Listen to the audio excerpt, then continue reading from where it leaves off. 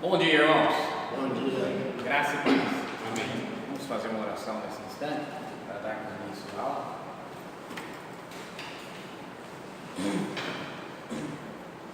Oremos. Senhor nosso Deus, te agradecemos, Pai, por estarmos reunidos na tua presença nessa manhã. Te pedimos a tua bênção, a tua graça sobre nós, para que possamos, Senhor, compreender o significado da tua palavra. Senhor, aprender cada dia mais, estarmos aptos, Senhor, para ensinar aqueles que ainda não te conhecem. Para que nós possamos perseverar na tua vontade, nós suplicamos a ti teu socorro. Ajuda-nos, nós oramos a ti em nome de Jesus. Amém. Então vamos fazer uma revisão da lição passada. Nós falamos sobre a grande tribulação, tá? Então todas as vezes que vocês ouvirem, vocês verem aí nas perguntas ou qualquer coisa que eu escrever GT ali daquele jeito que está abreviado, é grande tribulação, ok? Então nós falamos sobre, a semana retrasada nós falamos sobre as duas bestas, ou seja, os dois poderes que o dragão, Satanás, vai utilizar para instrumentalizar a sua perseguição contra a igreja. Um poder é um poder político, é a primeira besta que sobe do mar, poder político. O segundo poder é um poder religioso, a segunda besta, a besta que sobe da terra. A primeira besta assemelha-se ao dragão no aspecto.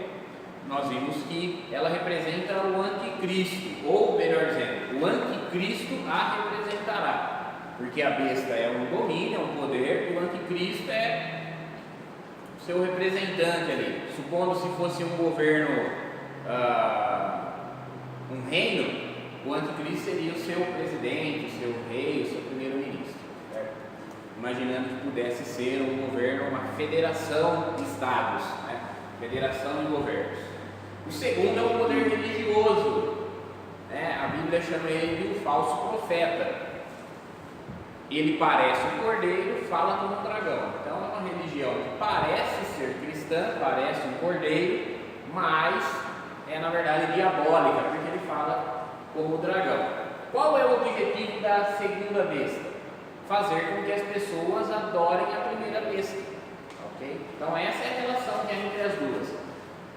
Depois, a segunda besta é pouco mencionada no Apocalipse, é mencionado mais a primeira besta. Por quê? Porque nós entendemos já que o papel da segunda besta era levar as pessoas à adoração da primeira.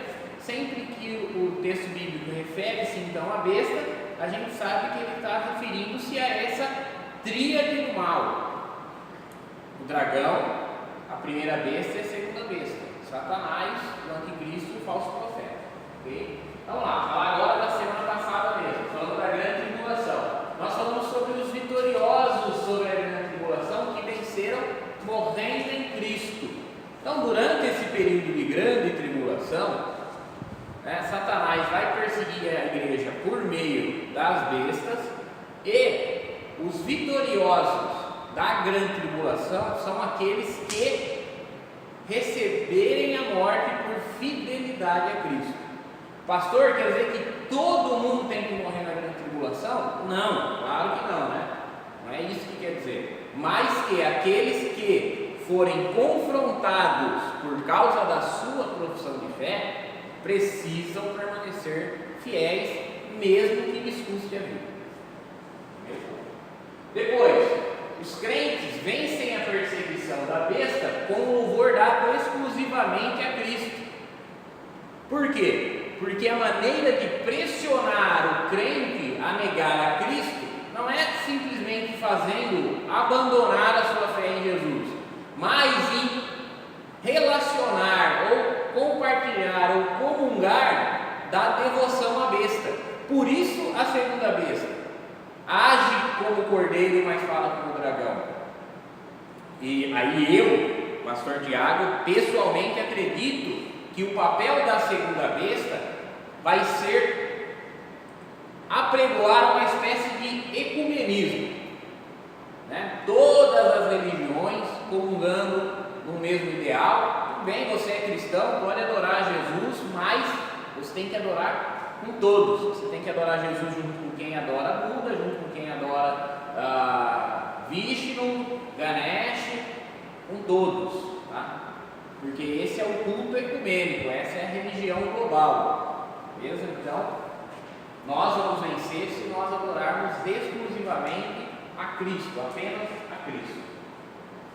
Aí nós ouvimos de algumas escolas de interpretação sobre o momento do arrebatamento da igreja, né? Fica claro na leitura do Novo Testamento que em algum momento durante essa perseguição a igreja vai ser levada para que Deus possa punir aqueles que perseguiram a igreja. Então existem os pré-tribulacionistas, ou seja, as pessoas que falam assim, não, a igreja vai ser levada antes da tribulação começar. Aí a gente tem que fazer uma pergunta para os pré-tribulacionistas.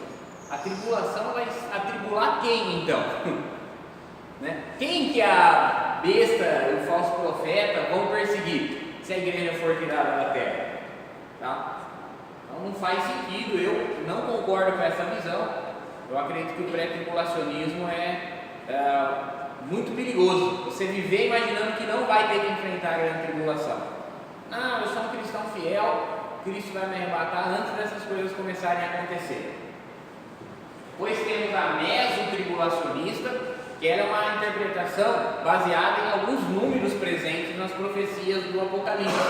1260 dias, que equivalem a 3 anos e meio, e um tempo, tempos e meio período de tempo. Isso também é interpretado como 3 anos e meio. Pastor, o que 3 e meio tem a ver? 3 e meio é metade de 7, né? E 7 é um número completo. Então, como a grande tribulação é uma tribulação completa, algumas pessoas veem nesse enunciado de números 3,5 uma evidência de que na metade desse período, não 7 anos literais, mas na metade desse período de tribulação, a igreja vai ser arrebatada. Eles relacionam o seguinte: a igreja vai ser perseguida, os crentes vão ser mortos, presos, torturados, mas eles vão perseverar. Aí quando Deus estiver esgotado, né, cheio de eles estarem perseguindo o seu povo, Deus vai trazer juízo, vai tirar a igreja e vai derramar sua ira. Beleza? E os outros são os pós-tribulacionistas.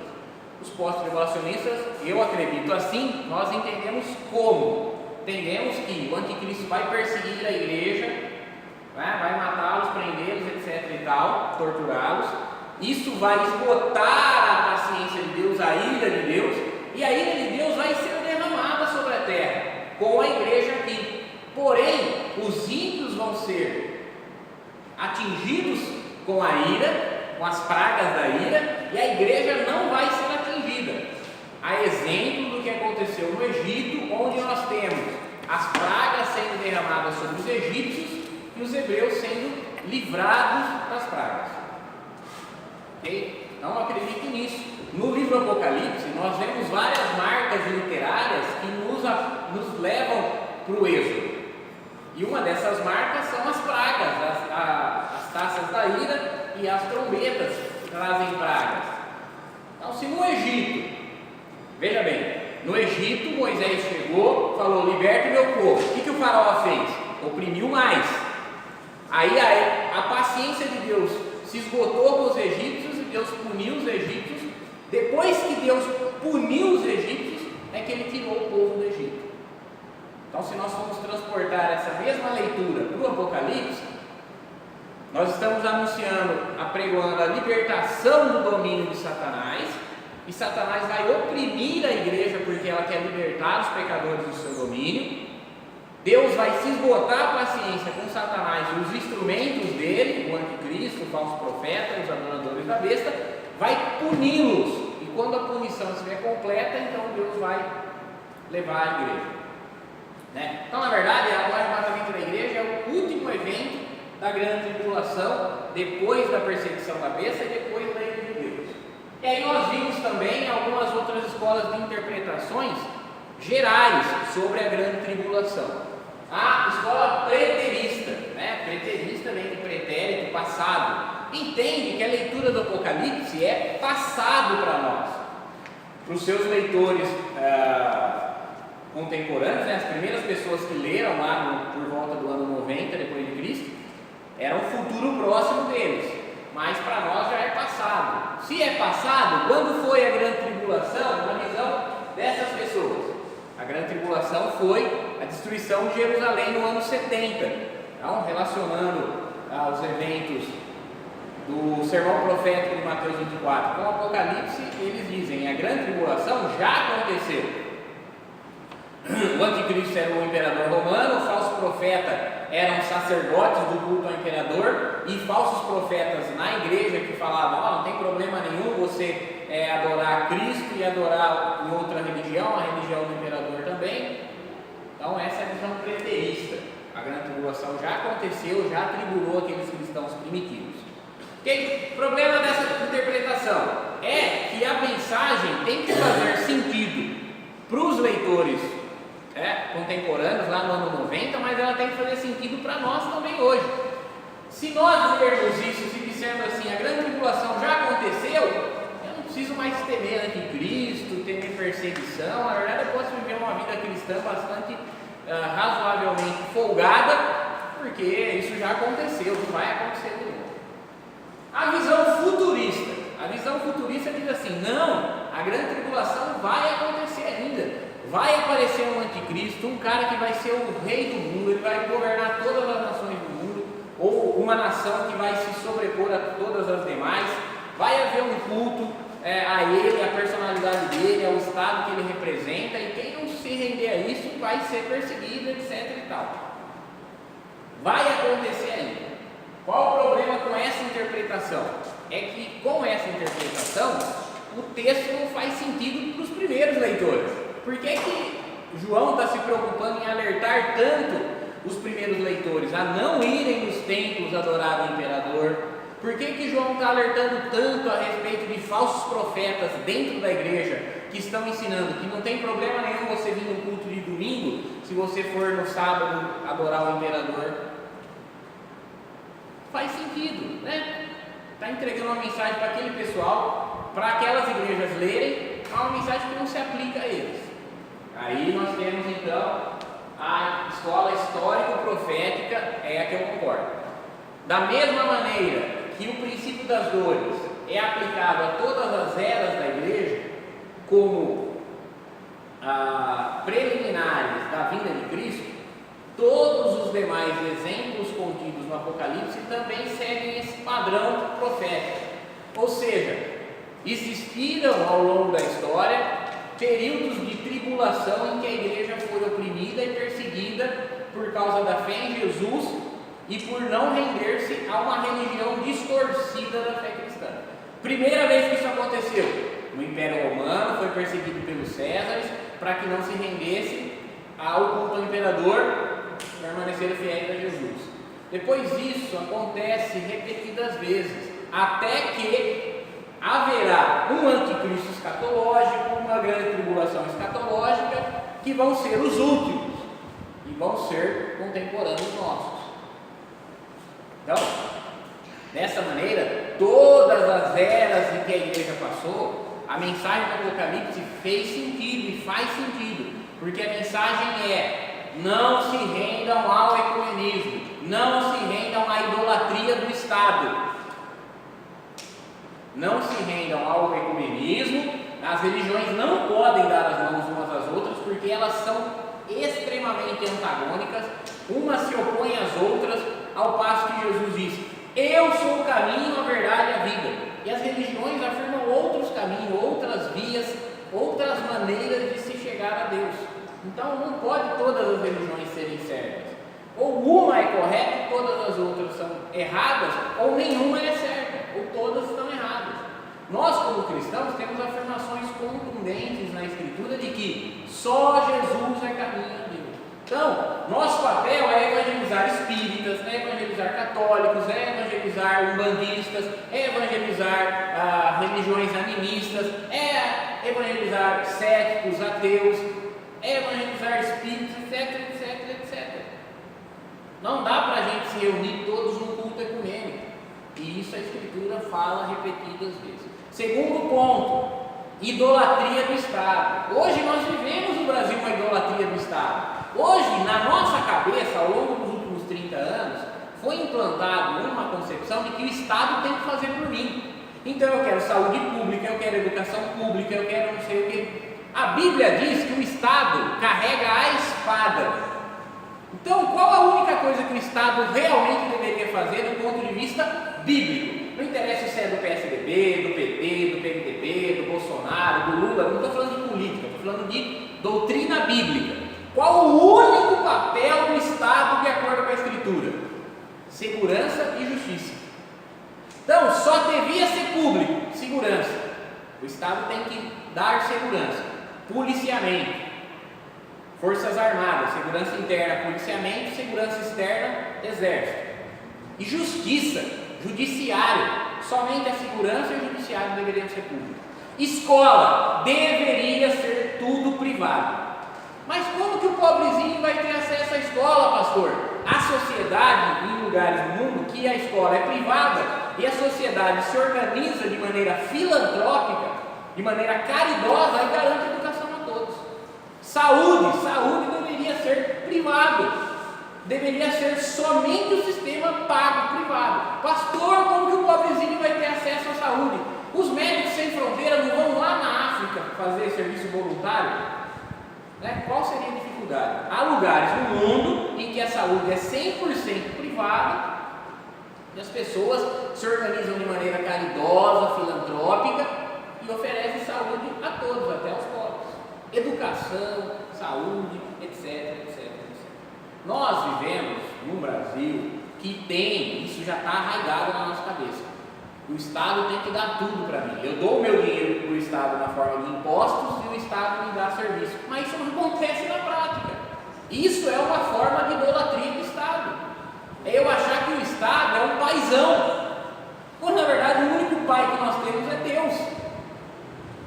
Então, nós vivemos hoje num Estado democrático de direito, ainda bem que não é um Estado de exceção, um Estado ditatorial. Então nós podemos, no longo prazo, mudar isso através da nossa participação, no Estado democrático de direito, elegendo bons representantes, que criem leis que nos levem para esse modelo bíblico. Não estou falando nada de política aqui, modelo bíblico ideal, em que o Estado tira a mão de tudo, só fica com as mãos sobre a segurança, a justiça e deixa o povo se organizar lá embaixo, nas comunidades, nos municípios, nos estados, e a esfera federal somente corte constitucional, só para assegurar que as coisas vão estar sendo feitas dentro da lei. André?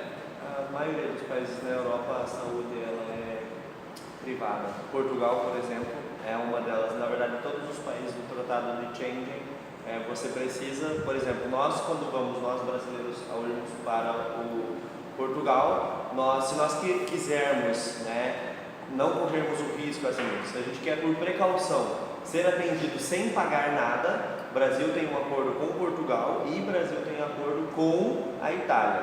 Então você vai nos núcleos de cada estado, de cada capital de estado, por exemplo, Cuiabá tem, e você tira para Portugal, você tira um documento chamado PB4. Ele tem uma validade de 6 meses, tem que autenticar em cartório e tal, e aí você como turista, você tem direito ao atendimento gratuito por conta do acordo. Da mesma maneira, Itália, só que daí o E5, na Itália chama-se outro nome, e é por isso que quando você vai para lá, eles exigem que você faça um seguro obrigatório em todos os países que você for passar pelo Tratado de Schengen, que são 22 ou 23 países da Europa, se não me engano, e lá todos, é por isso que você tem que fazer, porque o seguro vai te auxiliar se você for acometido de alguma doença ou passar mal e precisar ser atendido. Então, você não pode ir daqui para lá sem ter um seguro de saúde, porque lá você não vai ser atendido. Você vai morrer na porta do hospital, lá não existe a questão da omissão por atender. Morreu, ele não tinha condição. Não, a primeira coisa, quando você está caindo na frente do hospital, a primeira coisa que eles exigem: cadê a sua carteirinha que você paga mensalmente? É pouco o valor, mas tem que pagar. Para o SUS, por exemplo, em Portugal, se não me falha a memória, acho que são em torno de 4 a 10 euros por mês que você tem que pagar, isso são 40 reais ao mês. Você tem que pagar, senão você não tem direito ao atendimento. Então, se você não tiver a carteirinha que está em dia, você vai morrer na porta do hospital e você não vai ser atendido. Ok. Então assim, gente, pastor, mas o senhor está falando de política? Não, absolutamente não.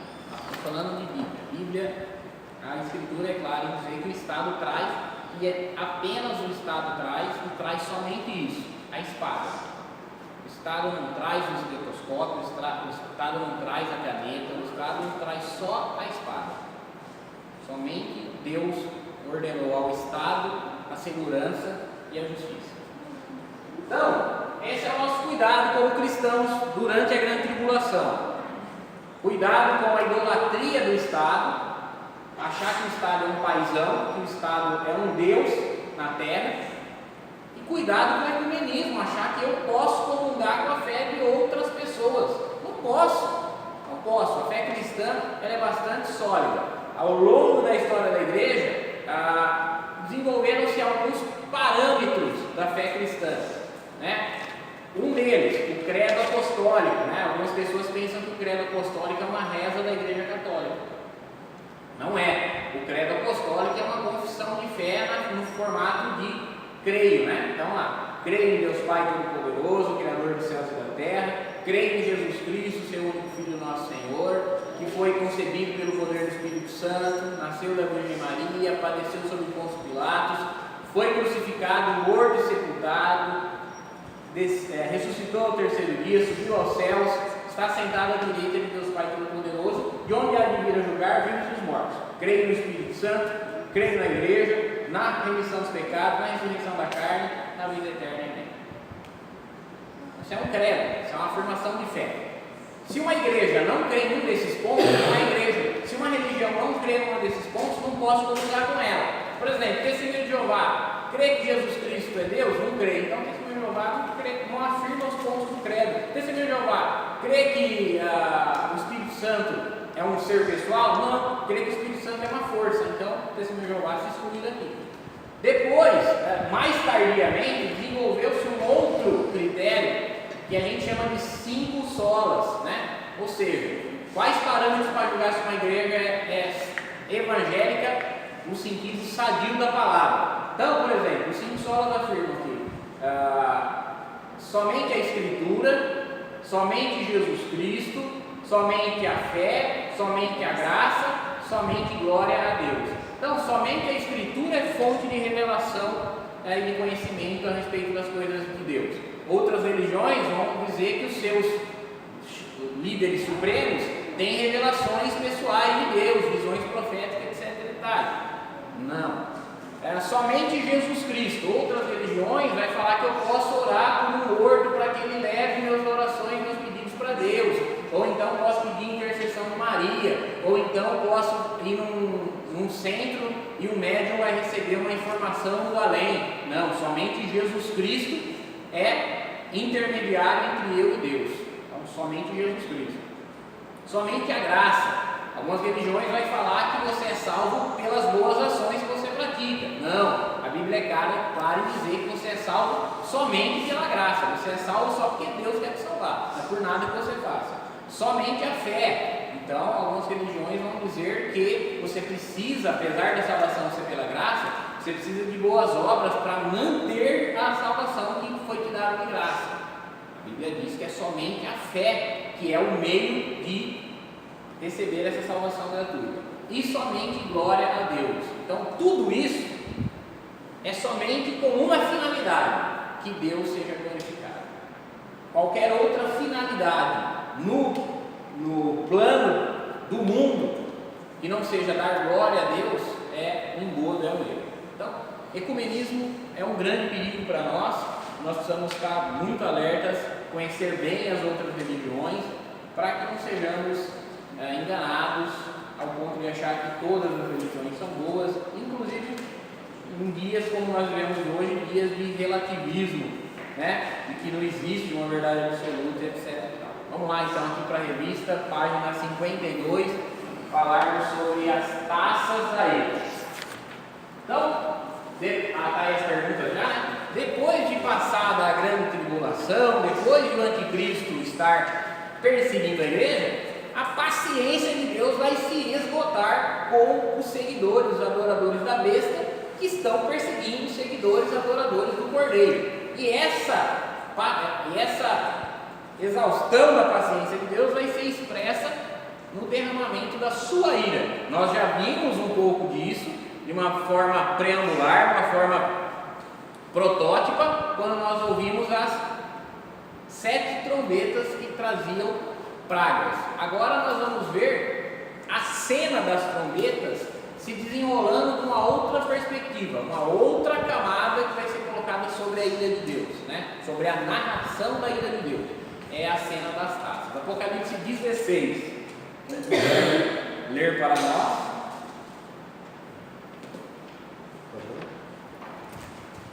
Pode ler o capítulo todo, tá? Ouvi vinda do santuário uma grande voz dizendo aos 7 anjos: Ide e derramai pela terra as 7 taças da cólera de Deus. Saiu, pois, o primeiro anjo e derramou a sua taça pela terra, e aos homens portadores da marca da besta e adoradores da sua imagem sobrevieram úlceras malignas e perniciosas. Derramou o segundo a sua taça no mar. Este se tornou em sangue como de morto, e morreu todo ser vivente que havia no mar. Derramou o terceiro a sua taça nos rios e nas fontes das águas, e se tornaram em sangue. Então ouviu o anjo das águas dizendo: Tu és justo, tu que és e que eras o santo, pois julgastes essas coisas. Porquanto derramaram sangue de santos e profetas, também sangue lhes tens dado a beber, são dignos disso. Ouvi do altar que se dizia: Certamente, ó Senhor Deus, Todo-Poderoso, verdadeiros e justos são os teus juízos. O quarto anjo derramou a sua taça sobre o sol e foi-lhe dado queimar os homens com fogo. Com efeito, os homens se queimaram com intenso calor e blasfemaram o nome de Deus, que tem autoridade sobre esses flagelos, e nem se arrependerão para lhe darem glória. Derramou o quinto a sua taça sobre o trono da besta, cujo reino se tornou em trevas, e os homens remordiam a língua por causa da dor que sentiam, e blasfemaram o Deus do céu por causa das angústias e das úlceras que sofriam, e não se arrependeram de suas obras. Derramou o sexto a sua taça sobre o grande rio Eufrates, cujas águas secaram para que se preparasse o caminho dos reis que vem do lado do nascimento do sol.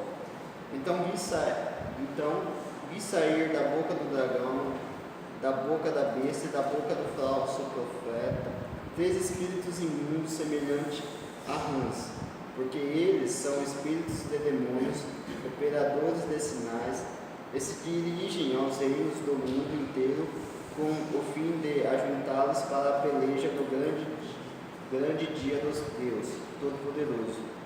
Eis que venham como vem o ladrão. Bem-aventurado aquele que vigia e guarda as suas vestes, para que não ande nu e não se veja a sua vergonha. Então os ajuntaram no lugar que em hebraico se chama Armagedon.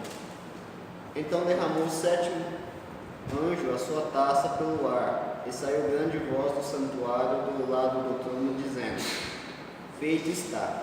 E sobrevieram relâmpagos, vozes e trovões, e ocorreu grande terremoto como nunca houve igual, desde que há gente sobre a terra. Tal foi o terremoto tão forte e grande, que a grande cidade se dividiu em 3 partes, e caíram as 3 cidades das nações. E lembrou-se Deus da grande Babilônia, para dar-lhe o cálice do vinho do furor da sua ira. Todas as ilhas fugiram, e os montes não foram achados. Também desabou o céu sobre os homens grande saraivada, com pedras que pesavam cerca de 1 talento. E por causa do flagelo da chuva de pedras, os homens blasfemaram de Deus, porquanto o seu flagelo era sobremodo grande. Beleza. Ok, então aqui nos é dito os eventos a respeito da ira de Deus. Okay? nós, além de vermos a respeito da ira de Deus, das 7 taças, nesse estudo nós vamos ver também os versículos 17 e 18, que vão falar a respeito da Babilônia. Babilônia também que já foi citada de maneira bastante breve nos estudos anteriores, lá no capítulo 14, versículo 8, quando um dos anjos anuncia a queda de Babilônia. Caiu a Babilônia, a grande meretriz, mãe de todas as meretrizes. Pois aqui nós vemos de novo que a última taça, ao cair sobre a terra, fende, parte, destrói a cidade em 3, cidade que é chamada de Babilônia. Depois, capítulo 17 e 18 vai dar algumas descrições dessa Babilônia, mas resumidamente apanhando aqui. A Babilônia, na visão, é uma mulher sentada sobre uma besta que tem 7 cabeças e 10 chifres. Essa mulher está vestida de vermelho, de púrpura, escarlate, um vestido de realeza, e ela tem na sua mão um cálice com sangue de todos os santos, sangue de todos os cristãos, e ela bebe esse cálice e oferece esse cálice às nações. Então, nós vamos descobrir aqui quem que é essa Babilônia, ok? Vamos lá aqui então para a revista. É doloroso ser injustiçado, a injustiça dói profundamente. Infelizmente, durante toda a nossa vida sofremos injustiças. A sociedade constrói mecanismos para tentar fazer justiça, mas como reflexo da imperfeição humana, elas não conseguem. Nem todo bandido é preso, nem todo criminoso é penalizado, nem toda corrupção é castigada. Em alguns momentos, até mesmo instrumentos montados para praticar justiça são pervertidos, como um policial corrompido ou um juiz preconceituoso. Será assim para sempre? Não, responde o Apocalipse. No dia do juízo, a justiça será despejada do céu na forma de pragas escatológicas. Essa é a resposta que as taças da ira de Deus vêm nos trazer. Quando a injustiça vai cessar? Até quando Deus vai permitir que nós sejamos injustiçados? Que os injustos façam as suas obras livremente? Isso nós vemos, é uma oração recorrente nos Salmos. Os Salmos recorrentemente trazem essa oração. Até quando, Senhor? Até quando verás o ímpio? Até quando permitirás que zombem da nossa fé? Essa é a pergunta, a resposta é: um dia tudo isso vai acabar, quando a paciência de Deus se esgotar e Ele derramar a sua ira. No final de Apocalipse 15, João descreve a abertura do tabernáculo do testemunho. Essa tenda do testemunho é uma outra referência a Moisés e os peregrinos do deserto. Os judeus entendiam que o tabernáculo, que serviu de modelo para o templo de Salomão, fora construído segundo um modelo celestial contemplado por Moisés. Então, não vai ser a próxima escola bíblica nossa. A próxima escola bíblica nossa vai ser uma escola sobre doutrinas fundamentais, mas há outras, se nós vivermos até lá, Jesus tiver voltado, Deus nos permitir, eu vou trazer um estudo sobre o tabernáculo, aquele templo que os judeus utilizaram no deserto. Então, esse templo, ele foi construído com base em uma visão que Moisés teve de um tabernáculo no céu. Então, aquele tabernáculo na terra é uma réplica do trono de Deus, onde Deus vive no céu, uma espécie de templo celestial. Esse tabernáculo possuía um santuário onde ficava a Arca da Aliança ou Arca do Testemunho. Entendia-se que era neste lugar, o Santo dos Santos, que Deus habitava. E desse santuário saíram 7 anjos que operarão as 7 taças do Apocalipse. Vai prestando atenção aí no número 7. O número 7 é completo. Então, se são 7 taças, significa que é a ira completa de Deus. Ou seja, Deus pune com sua ira através da história? Pune. Várias vezes puniu a humanidade, puniu aqueles que perseguiam seu povo através da história. Puniu o Egito, puniu a Babilônia, puniu a Síria, puniu Roma. Mas agora ele vai punir de uma forma definitiva. É uma outra maneira de dizer que as últimas pragas sairão da morada de Deus, ou simplesmente da sua presença. 7 anjos saem diretamente do santuário da presença de Deus, da sua arca, do seu testemunho. Para ampliar a imagem, eles são caracterizados como tendo 7 taças nas mãos e vestidos de roupas majestosas. Sua veste são de linho puro, tal qual a do filho do homem, e usam coroas na cabeça. São anjos diferenciados, não apenas pelo local de onde sai, mas pela sua aparência. As vestimentas lembram paramentos dos sacerdotes usados para ministrar no santuário, o que apontam para anjos ministradores. Lembrando que tudo isso são visões. Então não adianta a gente se preocupar em saber quem são esses anjos. Vamos dar nome para eles? Gabriel, Rafael, não sei o que, não sei o que, não sei o que. Não vamos nos ocupar disso, não é isso o propósito da visão. Mas é saber o que significam 7 anjos com 7 taças da ira de Deus. Nós precisamos entender o significado da coisa, porque a visão é pitoresca, é simbólica. Outra ação é realizada por um dos seres viventes. Ele entrega aos anjos as taças repletas da ira de Deus. Ao compararmos essa cerimônia celestial com a outra encontrada no livro, Apocalipse 8:3, percebemos que há uma relação entre as taças e as orações dos crentes. Lembra que os anjos receberam uma salva, uma bandeja, uma taça, um utensílio, né? Com as orações de todos os santos que foram perseguidos? Não? Nós já vimos as almas debaixo do altar dizendo: Senhor, até quando a igreja vai ser perseguida? Nós já vimos os anjos recebendo nas suas mãos uma taça, um utensílio cheio das orações dos santos como incensos, e agora nós vemos 7 anjos saindo com 7 taças para derramar a ira de Deus. Então a ira de Deus, ela está baseada no atendimento da oração daqueles que foram perseguidos e injustiçados. Quando Deus atender a essa súplica daqueles que foram perseguidos e injustiçados, Ele vai derramar tudo aquilo que os perseguidores da igreja fizeram sobre eles mesmos. Lógico que o que eles podem infligir à igreja tem uma grandeza, por maior que seja. O que Deus pode infligir a eles é infinitamente maior. Esses, com o seu testemunho, as suas orações, esses os crentes, apressaram a chegada do juízo sobre a humanidade incrédula. Da mesma forma que as harpas aparecem no lugar das espadas, as orações ocupam o lugar dos escudos.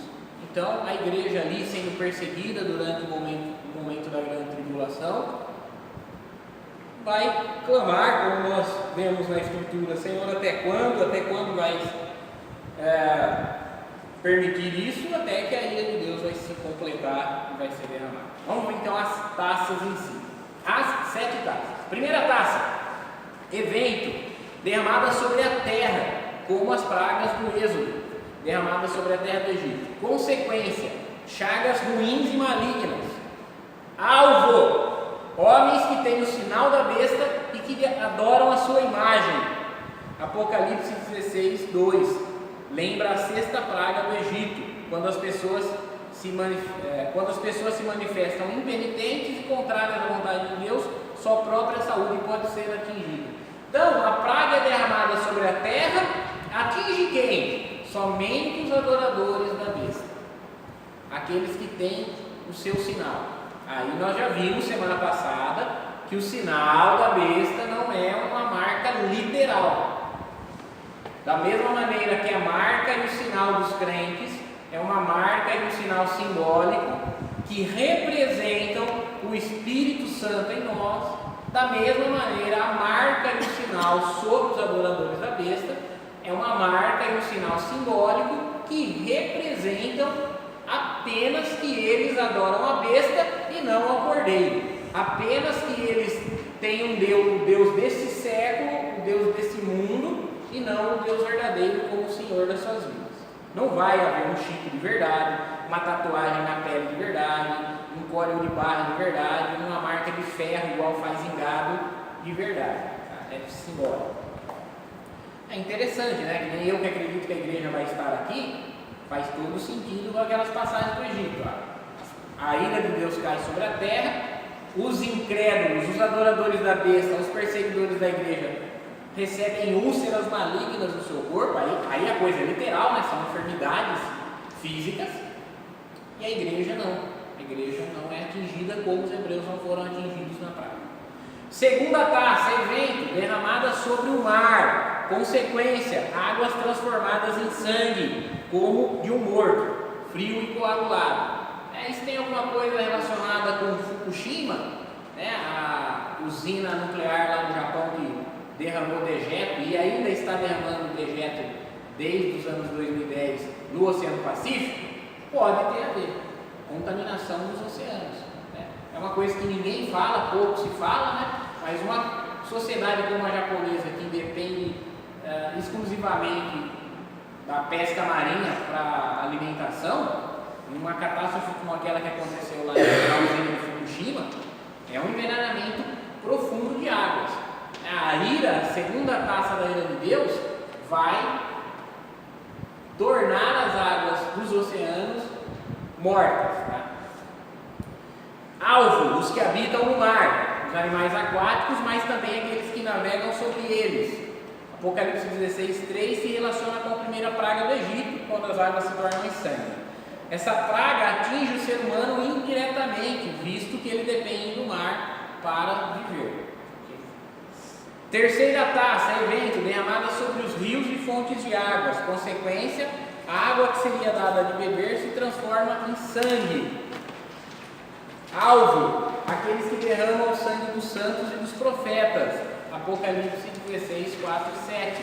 Também se relaciona com a primeira praga do Egito. Aqui se fala de água enquanto necessária para a vida humana, água doce, água potável. Possivelmente sua poluição deve-se à pecaminosidade do homem. Ainda se ouve vindo do altar de Deus vozes que louvam a justiça de Deus ao exercer juízo. Como que o pecado, a pecaminosidade humana pode poluir as águas dos rios? Né? Como que a ganância, a avareza pode cometer uma coisa dessa? A gente viu recentemente um exemplo desse lá, né? Desastre como aquele que houve em Brumadinho lá. Isso não é uma coisa que é só o Brasil que tem. Em lugares do mundo, a ganância dos homens tem destruído realmente os recursos naturais que nós possuímos, e isso tudo são expressões da ira de Deus sobre a humanidade. Ok? Quarta taça, evento, derramada sobre o sol. Consequência, transformou o calor do sol em brasas de fogo. Alvo, homens, possivelmente os mesmos das taças anteriores, que foram, já que foram eles que blasfemaram contra Deus. Apocalipse 16, 8 e 9. Lembra a maldição de Deus sobre os que não o temem. Uma coisa interessante de dizer: quando as taças da ira caem sobre os ímpios, os incrédulos, o texto diz: eles não se arrependeram dando glória ao Deus dos céus, eles blasfemaram o seu nome. Então, não pense que o homem, ao ser punido com a justiça de Deus, vai se arrepender. Não fiquem vocês imaginando que no inferno vai ter alguém arrependido. Porque eu não criei em Jesus quando eu tive tempo.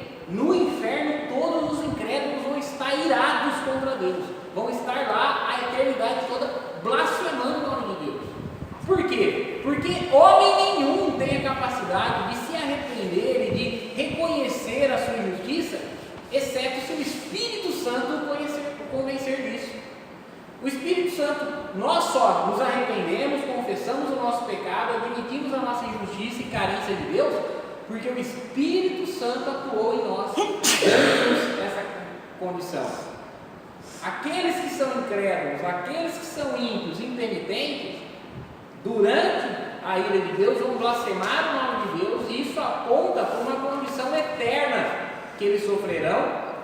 Finalzinho do livro do Apocalipse diz assim: aquele que é justo, justifique-se ainda. Aquele que é injusto, faça injustiça ainda. Aquele que é limpo, limpe-se ainda. Aquele que é imundo, suje-se ainda. Ou seja, você foi justo em vida, você será justo na eternidade. Você foi limpo em vida, você será limpo na eternidade. Você foi injusto em vida, você será injusto na eternidade. Você foi imundo em vida, você será imundo na eternidade. Depois da transição da morte, da vida terrena para o além, o estado em que a pessoa viveu aqui é o estado que ela vai passar a eternidade.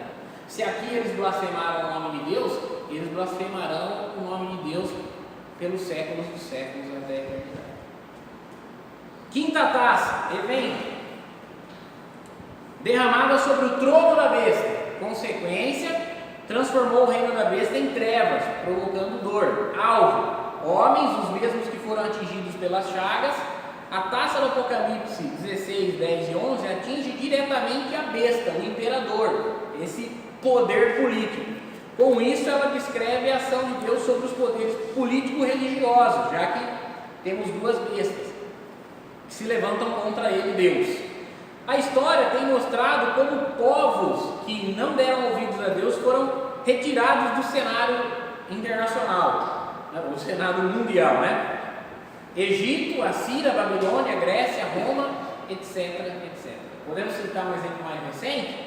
Podemos, União Soviética, né? Um exemplo mais recente de Estado totalitário ateu. Hoje em dia ela não existe mais, por mais grandiosa que ela fosse. Então a quinta taça ela é derramada sobre esse poder político e esse poder religioso.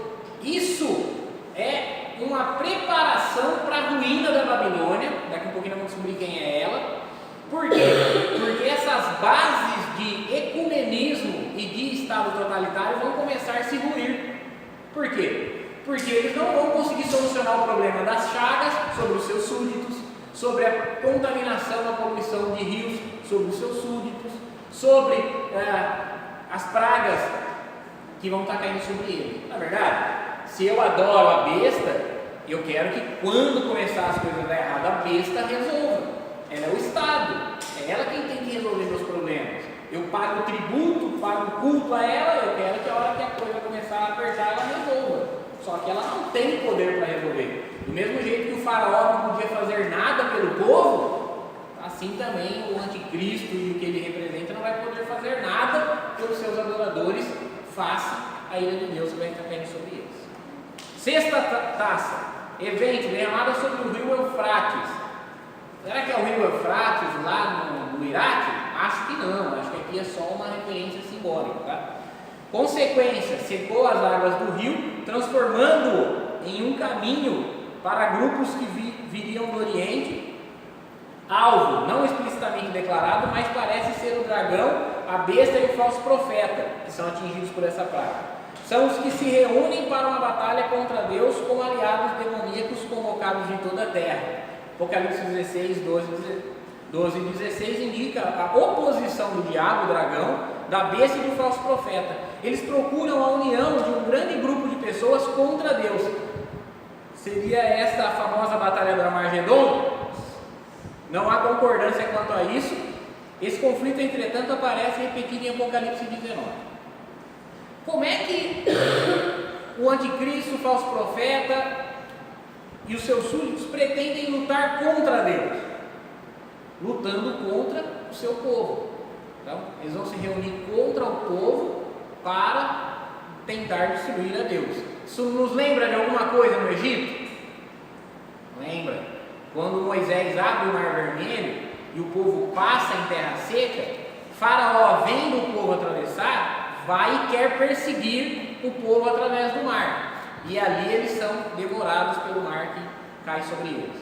Aqui, a sexta taça faz com que o rio Eufrates se seque, fazendo um caminho. Tudo isso é simbólico, não é o rio Eufrates no Iraque, né? O rio Eufrates fazendo um caminho para que esse pessoal, então, né, falso profeta, a besta, né, que é o anticristo e seus súditos, persigam o povo de Deus. Da mesma maneira que o faraó e seu exército foi destruído tentando perseguir os hebreus pelo Mar Vermelho, da mesma maneira também esses vão ser destruídos tentando perseguir a igreja através desse evento que a Bíblia chama de a Batalha do Armagedon. Sétima taça, evento, derramada sobre o ar. Consequência, uma grande voz do santuário afirma: está feito, está consumado, seguido de relâmpagos, vozes, trovões, um grande terremoto que destrói a cidade e uma chuva de pedras. Alvo, a grande cidade da Babilônia, é rachada, os homens atingidos pela praga anterior Apocalipse 16, 17 a 21 apresenta a vitória de Cristo, a vinda de Cristo para a destruição da Babilônia. Então assim, a gente fala, quem é a Babilônia? Quem é essa cidade que se chama Babilônia? A gente tem que ficar se perguntando. Só que os leitores, os primeiros ouvintes do Apocalipse, ao ouvirem, caiu a Babilônia foi destruída, fendida em três, eles sabiam perfeitamente de quem se tratava. E se tratava de Roma. A cidade de Roma, a capital do Império Romano, era chamada pelos cristãos primitivos de Babilônia, uma referência à Babilônia do Nabucodonosor, que escravizou os judeus milhares de anos antes. Então havia essa relação. Então, o que Roma tem a ver com tudo isso, né? O que Roma tem a ver com o Apocalipse, com o Anticristo, com o falso profeta, com o culto ecumênico, com a idolatria de Estado e a grande tribulação? Vamos lá então, a queda da Babilônia. A cólera de Deus descrita, ou a ira de Deus descrita nas taças, se manifestará na história, visando os seguidores da besta e a cidade de Roma. Os inimigos de Deus e da igreja vão sendo derrotados um por um. Nas taças, a ênfase estava sobre os que têm a marca da besta. No capítulo 17 e 18, vemos a vitória sobre Roma, a besta e o falso profeta, com a seguinte estrutura. Primeiro, descrição de Roma, a grande meretriz. Aqui é uma grande importância, ela é a grande prostituta, mãe de todas as prostitutas. Grande meretriz, mãe de todas as meretrizes. O que prostituta nas profecias do Antigo Testamento representava? Representava todas as vezes que o povo de Deus traía a Deus adorando outros deuses. Quando o povo de Deus adulterava. Porque Deus tem no seu povo uma esposa, mas essa esposa vai e volta-se a outros deuses.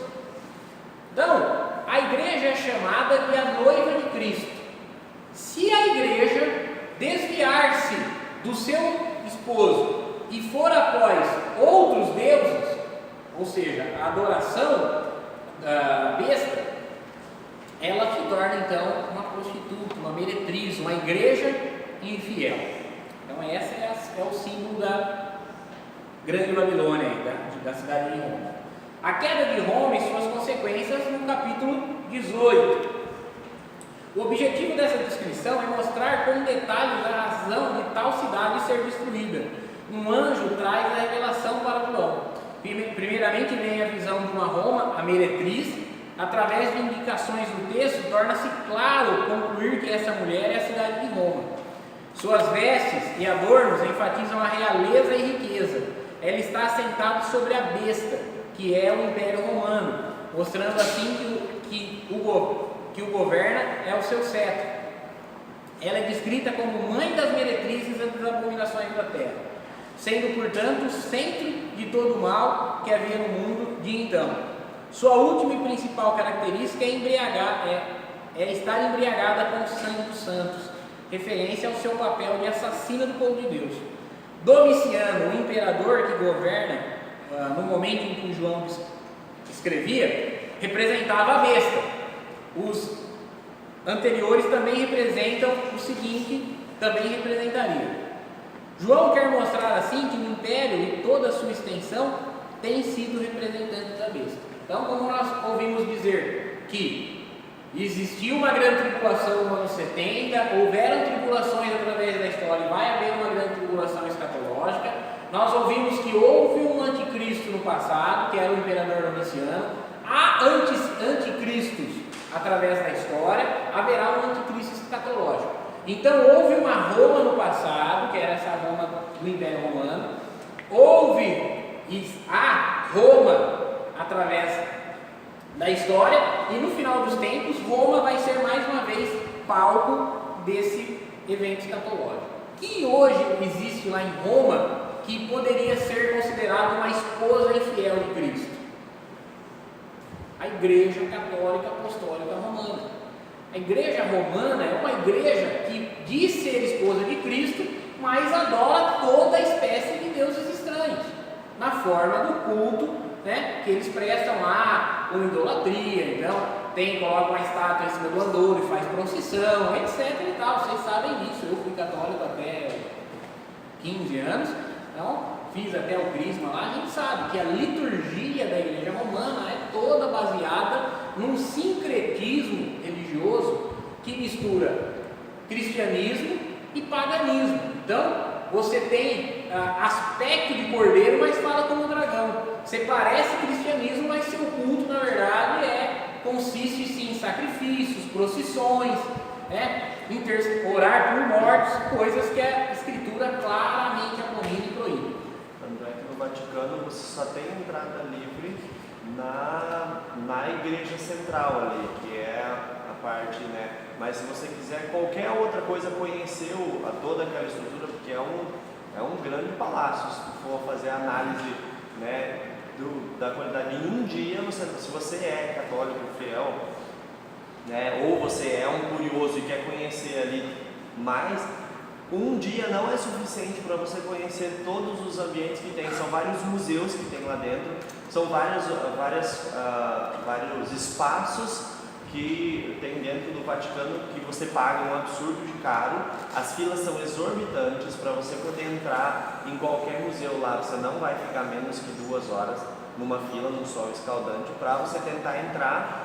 E assim, é um absurdo de caro. Até para você pegar um elevador, entre você subir a escada ou pegar um elevador, eles cobram quase R$50 para você usar um elevador.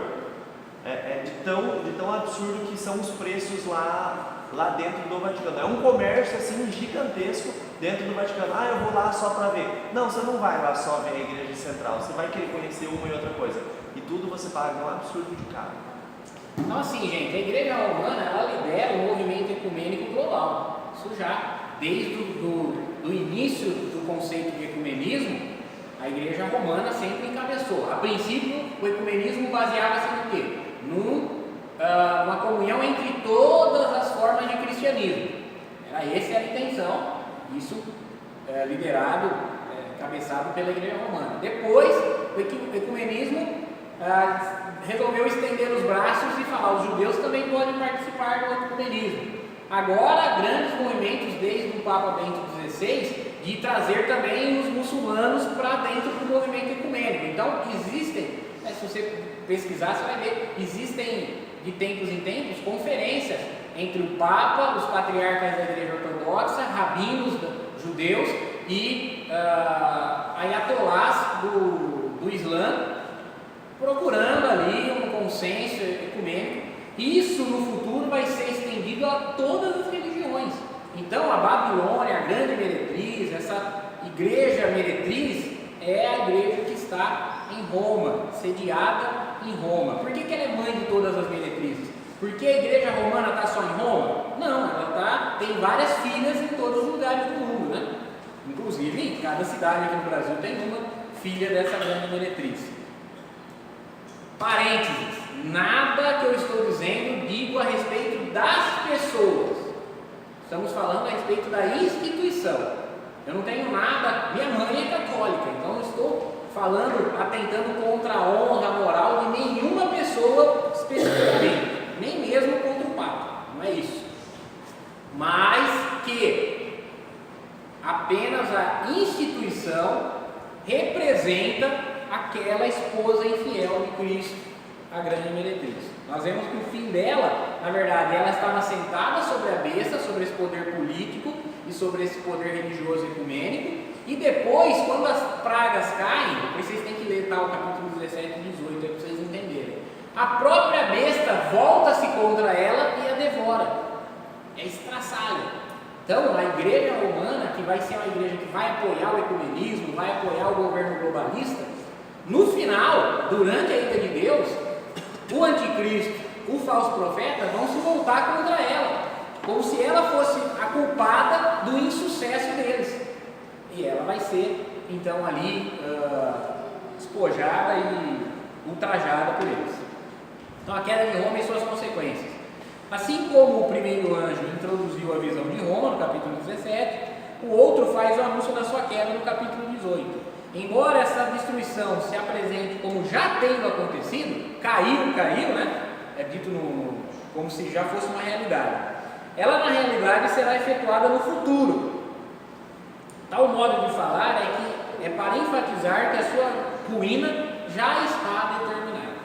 Então, nós que temos possibilidade de abrir os olhos para essa realidade, devemos de todas as formas fugir do ecumenismo, fugir de nos relacionarmos com esse tipo de culto deturpado. Relação com a vida. O Apocalipse gasta grande quantidade de frases e palavras para falar da queda da prostituta, referência simbólica à cidade de Roma, centro de toda a oposição aos discípulos de Jesus, no início da história cristã. Quando o Apocalipse foi escrito, ninguém poderia imaginar que aquela cidade centenária iria tombar. Mas não há instituição humana invencíveis.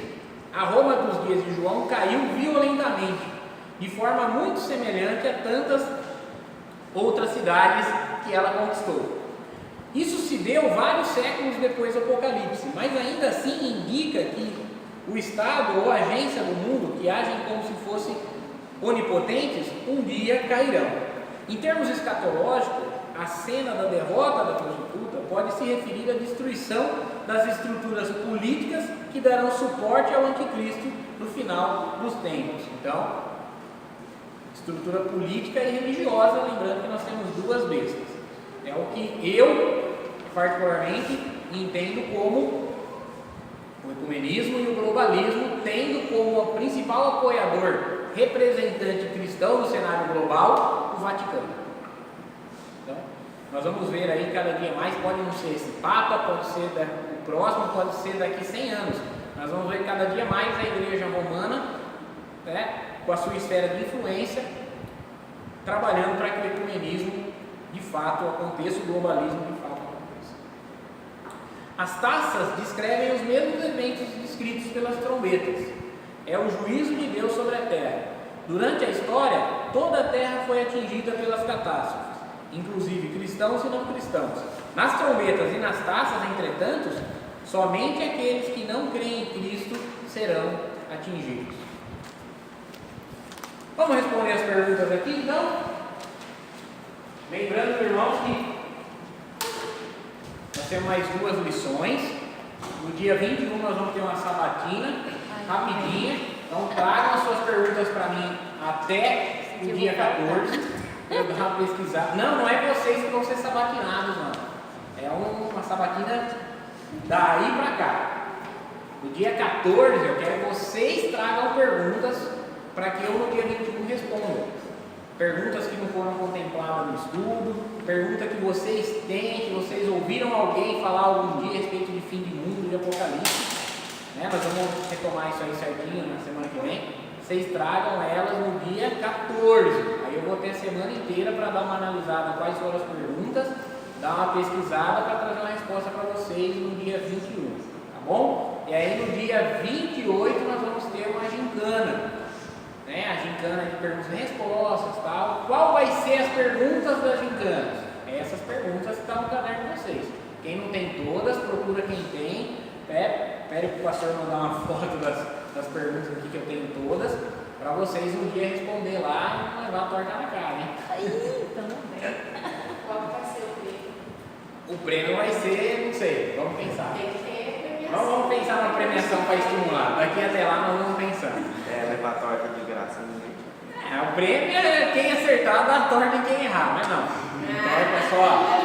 Pode ser que nem tenha torta, né? Mas é mais para estimular aí de uma forma mais lúdica aí. Retomar essas perguntas que foram feitas. Quantas são as taças da ira? 7. 7 taças da ira. 7 taças. Tá vendo? Essas perguntinhas aí, vai ser facinho, né? Vai tomar uma tortada? Quantas taças são? 10, pastor. Quais são o alvo dessas taças? Qual é o alvo das taças derramadas? Ira de Deus? Não, qual é? Sobre quem ela cai? Sobre os adoradores. Adoradores da besta. Não. Todas as 7, umas caem no mar, outras nos rios, outras no sol, outras no trono da besta, mas o alvo dela é os adoradores da besta. Os adoradores de Cristo não vão ser atingidos por essas pragas. Ou porque eles não vão estar aqui se eu for nécio tribulacionista, ou porque eles vão estar aqui e vão ser poupados se eu for pós-tribulacionista. Né? Mas de qualquer forma, essa ira vai cair somente sobre os adoradores da besta. Sobre os adoradores da besta, o trono da besta, a grande meretriz, todos que se relacionam com a besta. E aí eu gosto de chamar de globalismo e ecumenismo. Tá? Como os ímpios reagirão à ira de Deus? Então vai cair a ira de Deus sobre eles, como é que eles vão reagir? Blasfemando o nome de Deus. Vão blasfemar a Deus. Então, qual é a cidade representada pela mulher chamada de Babilônia, a grande meretriz? Roma. Roma é a Babilônia, a grande meretriz, a mãe de todas. Alguma dúvida? Alguma pergunta? As dúvidas no dia da gincana, com certeza. Vai ver. Vai dar brancão. Então, ó, no dia das sabatinas, vocês precisam trazer as perguntas de vocês para que nós possamos esclarecer essas dúvidas, tá? Se não ficou claro, por que a besta tem 10 chifres, pastor? Escreve, no dia de nós vamos responder, ó, 10 chifres por causa disso, disso daqui, etc. Bom? Então, tragam aí, se preparem, nós temos agora dia 12, dia 7, né? A lição 12, dia 14, a lição 13. Então, 2 semanas, no dia 14, tragam as perguntas e a gente nós estaremos respondendo elas. Eu vou mandar pelo WhatsApp. Não vai mandar pelo WhatsApp, não. Traz no dia 14, já vai ter que. Hã? Eu não vou estar aqui no dia 14, vou mandar pelo WhatsApp. Tá, então tem que ser. Depois você assiste o vídeo das respostas. Não, eu vou estar aqui nas respostas. 21. Eu não vou Ah, estar só aqui no dia pra 14 que você não vai isso. estar. Tá bom. Vamos orar então, irmãos? Coloque em pé para nós orarmos e agradecermos.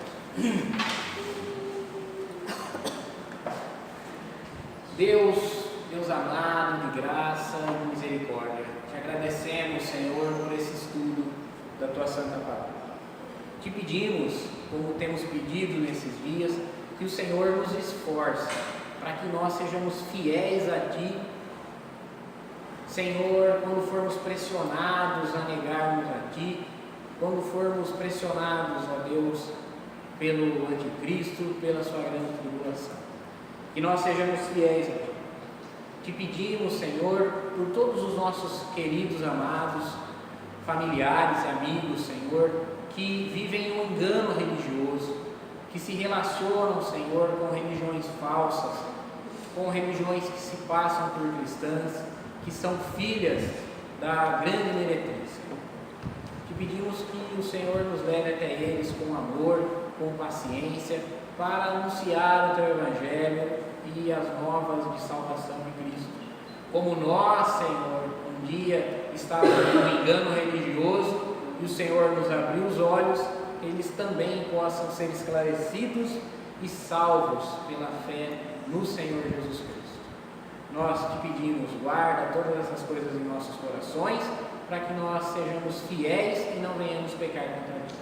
Leve esses meus irmãos em segurança aos seus lares e que nós possamos estar aqui hoje à noite para prestar um culto, Senhor, um culto racional que engrandeça e glorifique o teu nome, que nos edifique e nos torne, Senhor, melhores cristãos. É a nossa oração e súplica que dirigimos a ti, Pai, oramos no nome do teu Filho Jesus Cristo.